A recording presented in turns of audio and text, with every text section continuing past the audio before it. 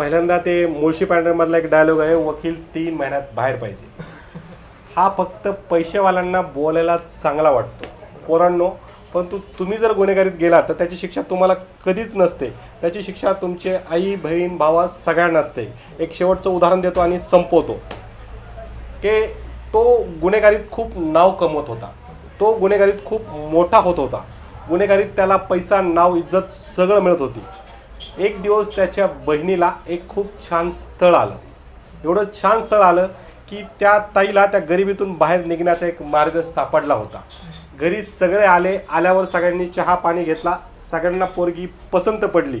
परंतु भाऊ गुन्हेगार आहे ही ठिणगी त्या घरच्यांच्या कानावर पडली आणि बहिणीचं जमलेलं लग्न मोडलं. ह्याला तो भाई झाला पण त्याला भाऊ होता आलं नाही.